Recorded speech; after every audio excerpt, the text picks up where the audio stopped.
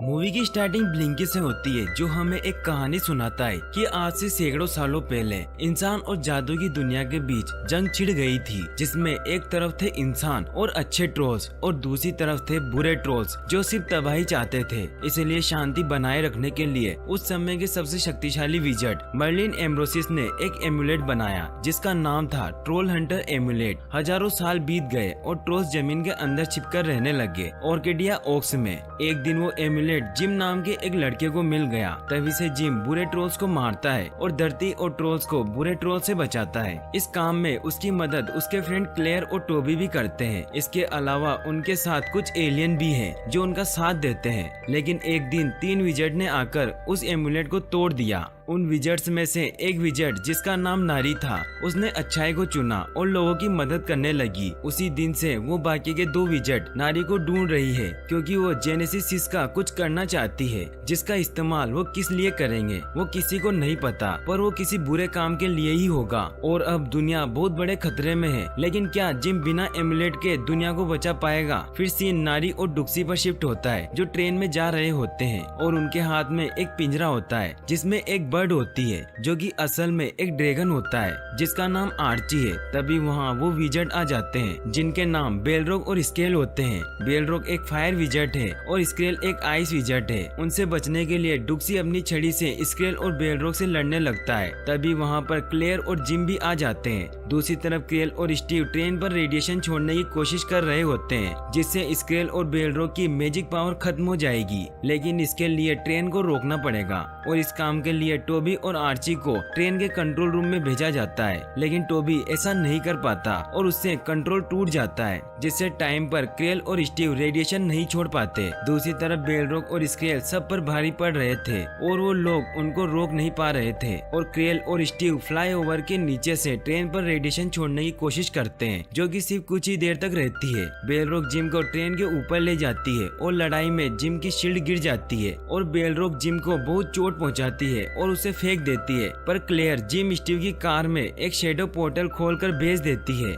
जिसके बाद train flyover के ऊपर पहुंच जाती है और ऑर्ग और टोबी ट्रेन को रोकने की कोशिश करते हैं। लेकिन वो ट्रेन को नहीं रोक पाते और ट्रेन फ्लाईओवर से गिरने वाली होती है। लेकिन वक्त रहते डुक्सी अपने मैजिक से फ्लाईओवर के आगे नई पटरियां बना देती है जिससे ट्रेन सड़क पर आ जाती है और अब ट्रेन एक मॉल के अंदर जाने वाली होती है। तो ऑर्ग ट्रेन को रोक देता है। सब ट्रेन से बाहर आ जाते हैं। बेलरोग नारी को ले जाने लगती है पर डुक्सी उसे पकड़ लेता है और कहता है कि वो उसे नहीं जाने देगा और वो नारी के साथ अपनी बॉडी चेंज कर देता है। जिसके बाद वो नारी को अपने साथ ले जाती है। सभी को अब पुलिस पकड़ लेती है और उन्हें अपने साथ ले जाती है और उनसे सवाल करने लगती है। लेकिन कोई भी कुछ नहीं बताता। लेकिन टोबी सब कुछ सच सच बता देता है। लेकिन पुलिस उस पर यकीन नहीं करती। इसके बाद वहाँ 3 लोग आते हैं जिसमें से एक का नाम टेरन होता है जो कि एक एलियन है और बाकी के 2 रोबोट होते हैं। वो लोग पुलिस को कहते हैं कि वो CIA एजेंट है और उनके पास वारंट है उनको ले जाने का। लेकिन तभी एक आदमी जो कि एक रोबोट था वो खराब हो जाता है जिसका पता पुलिस को लग जाता है। लेकिन नारी जो कि अभी डुक्सी की बॉडी में होती है वो एक फ्लावर पॉट से बहुत सारे प्लांट्स निकालकर पुलिस को रोक लेती है और टेरन उन्हें अपने उड़ने वाले महल में ले जाता है। सीन तभी जिम पर शिफ्ट होता है जिसकी 3 पसलियां टूट चुकी थी। उसके साथ उसकी मॉम बारबरा भी होती है। जिम का हौसला टूट चुका था क्योंकि बेलरोग ने उसे कहा था कि वो एम्यूलेट के बिना कोई हीरो नहीं है, जिस बात को वो अपने दिल पर ले बैठा है। उसके दिल को हल्का करने के लिए उसकी मॉम उसे बताती है कि उसने और वोल्टर ने एंगेजमेंट कर ली है और वो अब शादी करने वाले हैं। दूसरी तरफ वहाँ टेरन की बहन अजा आती है जो कि सब एलियन की रानी होती है और उसके साथ एली भी होता है। अजा को देखकर स्टीव भागकर उसे किस कर लेता है और अजा उसे बताती है कि ये उनकी 7वीं किस थी और उनकी एलियन लैंड के हिसाब से उनके बच्चे होंगे। और सबसे फनी बात तो ये थी कि प्रेग्नेंट अजा नहीं बल्कि स्टीव होगा और तभी स्टीव प्रेग्नेंट हो जाता है। जिसके बाद उन सब की मीटिंग शुरू हो जाती है और जिम भी मीटिंग ज्वाइन करता है। ब्लिंकी बताता है कि बेलरोग और स्केल नारी को इसलिए ढूंढ रहे हैं ताकि वो तीनों मिलकर जेनेसिस की मदद से अर्थ का पुनर्जन्म कर सके। इसका मतलब ये था कि वो विजट अर्थ को तबाह कर देंगे और इसके बाद सब कुछ दोबारा से शुरू होगा। तभी हम देखते हैं कि स्केल और बेलरोग ने नारी को पकड़ा होता है और वो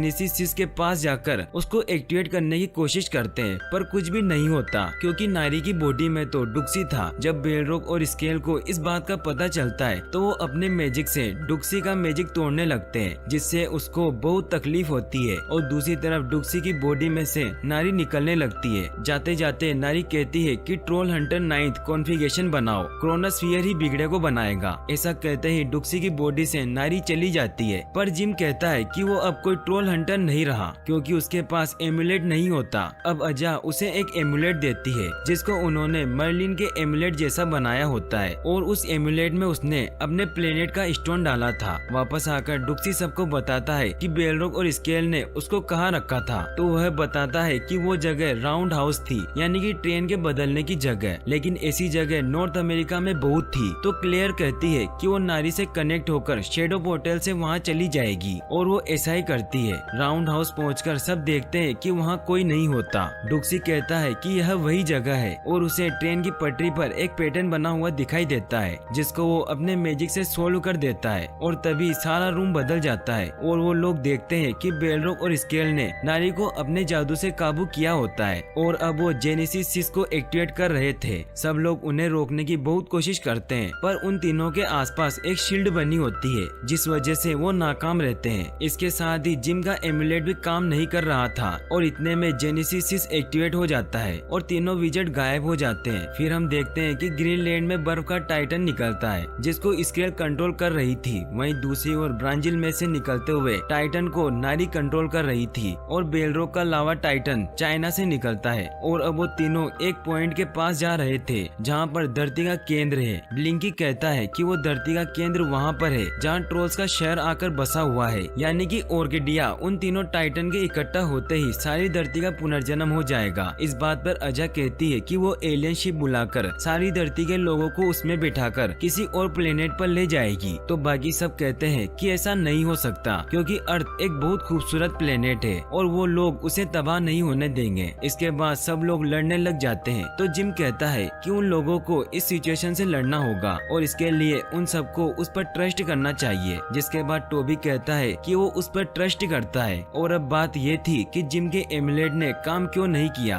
तब अजा कहती है कि इस एमुलेट में उसके लैंड का स्टोन है, पर असल में इस एमुलेट को चलाने के लिए उन लोगों को मैग्नेट का ही स्टोन चाहिए, और वो एक्सकेलिबर एक तलवार में लगा हुआ है। तो जिम स्टुअर्ट और क्रियल को वो तलवार लेने के लिए भेजता है, और क्लेयर और उसकी टीम को क्रोनोस्फीयर को ढूंढने भेजता है, और बाकी सबको कहता है कि हम टाइटन से लड़ेंगे भले ही हमारी जान ही क्यों न चली जाए। अजा को इस प्लेन पर यकीन नहीं था, तो वो टेरेन से कहती है कि वो एलियन शिप को बुला ले, ताकि अगर जिम का प्लेन नाकाम किया तो वो सब लोगों को एलियन शिप में डालकर दूसरे प्लेनेट पर ले जाएंगे। फिर सब लोग अपनी अपनी टीम के साथ चले जाते हैं। सबसे पहले आर्ची अपने फादर के पास जाता है, जो उसे कहते हैं कि क्रोनोस्फीयर एक ट्रोल ड्रैगन के पास है जिसका नाम जोंगशी है, और वो हर वक्त क्रोनोस्फीयर में देखता रहता है क्योंकि उसे डर है कि कहीं क्रोनोस्फीयर उसे मौत न दिखा दे। चार्ली उसे नहीं ढूंढना चाहता, पर आर्ची कहता है कि इससे वो साथ में टाइम स्पेंड कर सकते हैं और मेरे साथ ब्लिंकी भी चलेंगे। तो चार्ली मान जाता है क्योंकि ब्लिंकी को ऊंचाई से डर लगता था, इसीलिए चार्ली ब्लिंकी को बहुत डराता है। वो हांगकांग पहुंच जाते हैं और ब्रिज के नीचे से गेट बनाकर उसमें से चले जाते हैं जहां पर जोंगशी होता है। उसके अंदर जाते ही जोंगशी चार्ली को क्रोनोस्फीयर में देख रहा होता है और वो चार्ली का बहुत बड़ा दुश्मन होता है, इसलिए गार्ड्स आकर उन सभी को पकड़ लेते हैं। दूसरी तरफ डुक्सी,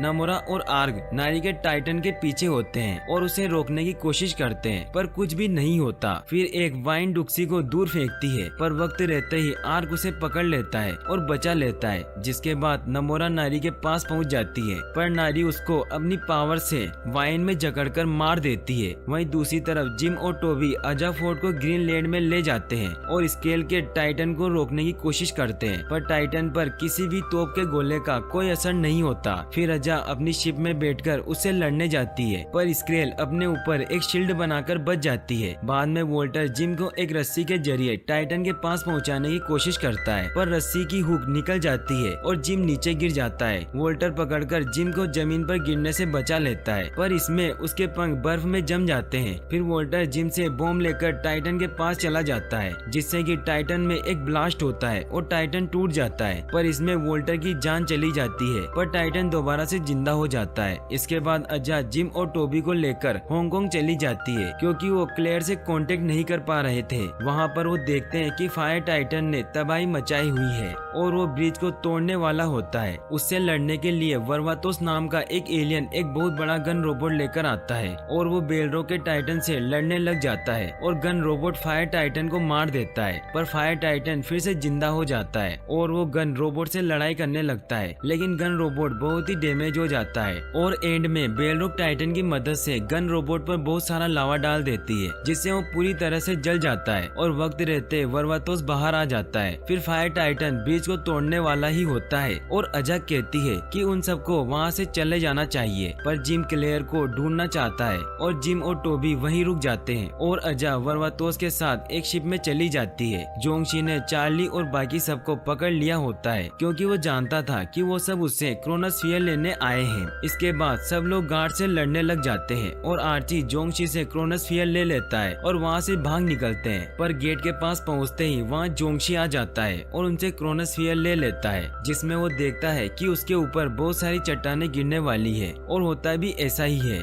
जिसके बाद वो उससे क्रोनोस्फीयर ले लेते हैं। फिर ब्लिंकी स्टोन से गेट बनाने लगता है तो स्टोन टूट जाता है। तब बाहर से जिम गेट बनाता हुआ देख लेता है और बाहर से स्टोन का हिस्सा लेकर के गेट पूरा कर लेता है, लेकिन इसमें जिम का हाथ जल जाता है। गेट के अंदर से क्लेयर और ब्लिंकी तो बाहर आ जाते हैं, पर चार्ली को गार्ड्स पकड़ लेते हैं और साथ ही गेट बंद होने लगता है। आर्ची भी चार्ली को बचाने अंदर ही रह जाता है, पर तभी ब्रिज टूट जाता है, लेकिन क्लेयर शेडो पोर्टल से सबको बचा लेती है और रजा वहाँ आकर सबको शिप में ले जाती है और सब लोग आर्केडिया पार्क के पास पहुँच जाते हैं, जो आर्केडिया से कुछ ही दूर होता है। अब किसी को कुछ समझ नहीं आता कि क्रोनोस्फीयर से सब कैसे सही होगा। तभी डुक्सी कहता है कि उसको नारी से बात करनी है, जिससे कि वो नारी को विजेट के मैजिक से बाहर निकाल पाए। तभी जिम क्लेयर और डुक्सी शेडो पोर्टल की मदद से नारी के पास पहुंच जाते हैं। वहां पर जाते ही बहुत सारे वाइन्स उनके पास आ जाती है और उन्हें पकड़ने लगती है और डुक्सी नारी को होश में लाने की कोशिश करता है। इतने में उन्हें सारी वाइन पकड़ लेती है, पर तभी डुक्सी नारी का हाथ पकड़ लेता है, जिससे नारी होश में आ जाती है। नारी फिर से उन लोगों को फिर से वही बात कहती है कि ट्रोल हंटर 9 कॉन्फ़िगरेशन बनाओ, क्रोनोस्फीयर ही बिगड़ी को बनाएगा, लेकिन जिम को कुछ समझ नहीं आता। फिर क्लेयर स्केल के टाइटन को रोकने के लिए नारी के टाइटन को उसके पास ले जाती है, जिसके बाद स्केल और नारी के टाइटन में फाइट होने लगती है और नारी स्केल को पहाड़ से गिरा देती है। इसके बाद जब वो उससे लड़ने जाती है तो स्केल का टाइटन नारी के टाइटन के पेट में वार कर देता है और नारी भी स्केल के टाइटन के दिल में वार कर देती है, जिसके बाद नारी बर्फ में और स्केल वाइन में बदलकर मर जाते हैं और टाइटन वहीं रुक जाते हैं। तभी सब देखते हैं कि बेलरोक वाला टाइटन अभी भी आर्केडिया की तरफ आ रहा है। तब उन्हें पता चलता है कि ब्लिंकी ने बुक का एक पेज तो पढ़ा ही नहीं था, जो कि फफूंद से चिपका हुआ था, और उस पेज से उन्हें पता चलता है कि सिर्फ एक टाइटन की मौजूदगी से भी आर्केडिया शहर के नीचे छुपा हुआ हार्ड स्टोन बाहर निकल आएगा और एक टाइटन के उसे हाथ लगाने से भी धरती का पुनर्जन्म होगा। इसके बाद वो सभी आर्केडिया पहुँचते हैं, जहाँ क्रेल भी एक्सकेलिबर वाली तलवार लेकर पहुँच जाता है, जो कि एक पत्थर में गड़ी हुई थी। जिम उसमें से एक्सकेलिबर को निकालने की कोशिश करता है, पर वो ऐसा नहीं कर पाता और फायर टाइटन उसकी तरफ बढ़ता ही जा रहा था और जमीन से बहुत बड़ा हार्ड स्टोन भी बाहर आ गया था। जिम को लगता है कि वो ट्रोल हंटर नहीं है, जिस वजह से वो तलवार नहीं निकाल सका। तभी वो एमुलेट की बैक साइड देखता है, जिसमें वो सबके रिफ्लेक्शन देखता है और उसे पता चलता है कि वो सभी 9 लोग हैं और वो ही 9th कॉन्फ़िगरेशन है। इसके बाद वो सबको पत्थर पर हाथ रखने को कहता है और फिर पत्थर में से एक्सकेलिबर निकाल लेता है। एक्सकेलिबर में जो उसे स्टोन मिलता है उसे वो क्रेल को देकर कहता है कि वो उसे एमुलेट में लगाकर ले आए। फिर सब वेन में बैठकर टाइटन को रोकने जाते हैं। टाइटन के पास पहुंचकर उन्हें एहसास होता है कि वो लोग उस पर चढ़ ही नहीं पाएंगे। तब डुक्सी अपने मैजिक से सबके हाथों और पैरों को मैग्नेट जैसा बना देता है, जिसके बाद वो सब टाइटन पर चढ़ जाते हैं, लेकिन टोबी ऐसा नहीं कर पाता और वो वेन पर ही चिपक जाता है। टाइटन के ऊपर पहुंचकर वो बेलरोक से लड़ने की कोशिश करते हैं, पर बेलरोक बहुत ताकतवर होती है और वो सबको हराकर टाइटन से नीचे फेंक देती है और अकेला जिम ही टाइटन के ऊपर रह जाता है। इसी बीच क्रेल एमुलेट में एक्सकेलिबर का स्टोन डाल देता है, पर वो एक्टिवेट नहीं हो रहा था। फिर बेलरोक जिम से कहती है कि वो अभी भी कमजोर इंसान है और सिर्फ अपने एमुलेट की वजह से हीरो बनता है। तब जिम कहता है कि उसे हीरो बनने के लिए उसे एमुलेट की जरूरत नहीं है और ऐसा कहते ही वो एमुलेट एक्टिवेट हो जाता है और जिम के पास आ जाता जाता है, जिसके बाद में वो एक ट्रोल हंटर में बदल जाता है और बहुत ताकतवर हो जाता है। वो एक्सकेलिबर स्वॉर्ड लेकर उससे लड़ने लग जाता है, लेकिन इस बार बेलरोक कमजोर थी। इतने में टोबी वेन लेकर टाइटन के पास आ जाता है, जिसमें रेडिएशन डिवाइस होता है। जिम बेलरोक की छड़ी तोड़ देता है और जब वो बेलरोक पर दूसरा वार करने वाला होता है तो बेलरोक अपनी छड़ी से जिम के पेट में छड़ी भर देती है, पर इससे पहले कि टाइटन हार्ट स्टोन को टच कर पाता, रेडिएशन बेलरोक के ऊपर आ जाती है और उसकी सारी शक्तियां चली जाती है। फिर जिम अपने एक्सकेलिबर से बेलरोक को मार डालता है और ऐसा करते ही